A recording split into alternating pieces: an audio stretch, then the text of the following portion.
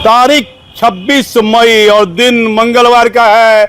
IPS महकमे की बड़ी खबर है, जिनका केंद्र में इम्पैनलमेंट नहीं हुआ, जैसे सुश्री किम जो है वो सीआईएसएफ में बंगाल में डीआईजी के पद पर, लेकिन केंद्र में इम्पैनलमेंट हो गया।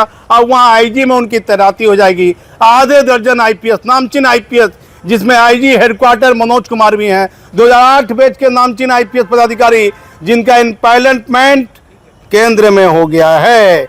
मैं उनके नामों का जिक्र करता हूं। मनोज कुमार 2008 बैच, अभी आईजी हेडक्वार्टर हैं। सुश्री किम, इनकी बेहतर सरकारी से ली रही है। निताशा गुड़िया भागलपुर एसपी रही है, ठीक है। विकास बर्मन साहब बेहतर आईपीएस पदाधिकारी, कभी मैंने इनकी शिकायत नहीं सुनी, अच्छे आईपीएस है। इनका भी आईजी में हो गया। सतवीर सिंह, उपेंद्र कुमार शर्मा, इनका भी हो गया है आईपीएस महकमे में। और आईपीएस से जुड़ी खबर है, लेटर की जुड़ी खबर है, वो लेटर जो काफी तेजी से वायरल है। और गृह मंत्रालय वर्तमान में सम्राट चौधरी जी, आपका वो गमछा क्या क्या भाषण देते हैं। अरे सरकारी दस्तावेज पढ़िए कि आईजी शहीद आईजी विनोद कुमार ने जो आईपीएस केंद्र जा रहे हैं, विशाल शर्मा केंद्र के लिए उनको हो गया है। क्या लिखा था अपने प्रतिवेदन में, क्या लिखा था? वो आईजी शहीद हो गए कोरोना में विनोद बाबू, लेकिन उनका कागज तो आप पढ़िए। आप मुख्यमंत्री हैं, अब ये देखिए किस आईपीएस के बारे में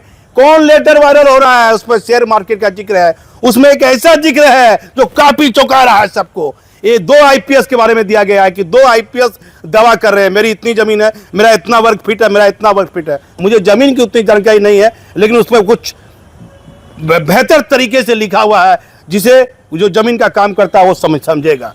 तो जमीन के बारे में एक नहीं 2 आईपीएस के बारे में जिक्र दिया गया है।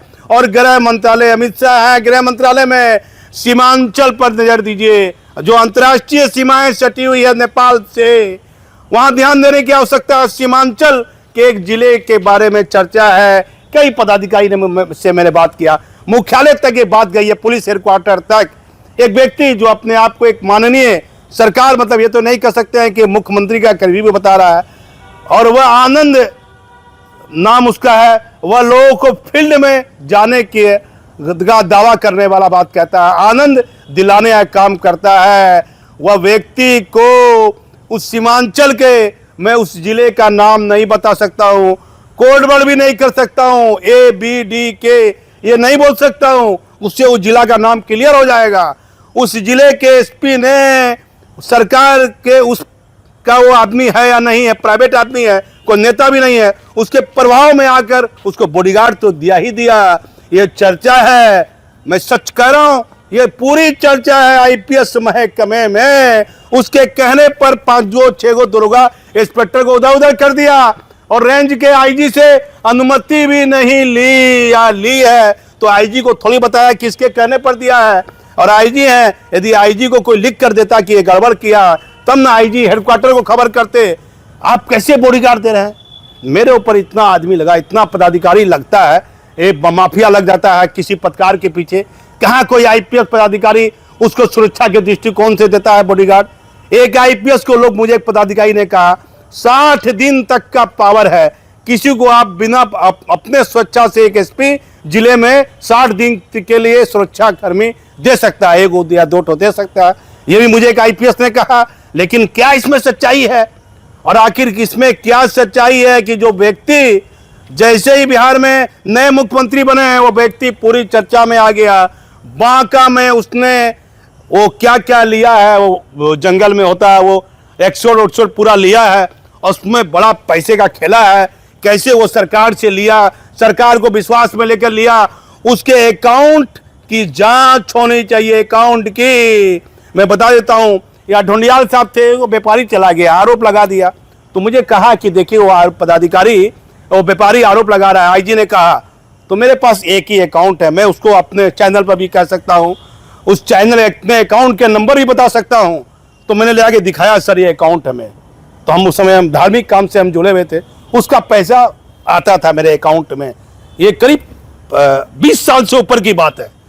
तो उस आदमी के, जो आदमी है और जिसके बारे में अथार्थ पैसे की चर्चा है, गृह मंत्रालय और माननीय मुख्यमंत्री जी, आप गौर कीजिए, वो आदमी आपके बिहार का है और बिहार में वो घूम रहा है, उसका कद काठी एक जैसा है और वह जितना दावा ठोक रहा है, क्या यूपीएससी ऐसे ऐसे पदाधिकारी को बहाल कर दी है जो किसी का नाम का सहारा लेके कुछ भी करा रहा है, बॉडीगार्ड ले रहा है, पोस्टिंग बदली करा रहा है। क्या आईपीएस पदाधिकारी को बिहार में चौकन्ना होना है? कोई आदमी किसी से भी कह दे कि मैं फलना का व्यक्ति हूं, कोई फोटो दिखा दे, फोटो दिखाने का तो बीमारी हो गया, मिलेगा आदमी गुलदस्ता दे के फोटो खिंचा लेता है। सभी लोग सबसे मिल रहे हैं, मुख्यमंत्री भी मिलकर फोटो खिंचा रहे हैं। तो फोटो खिंचाने का मतलब ये नहीं है कि फलना आदमी फलने से कुछ भी काम करा लेगा।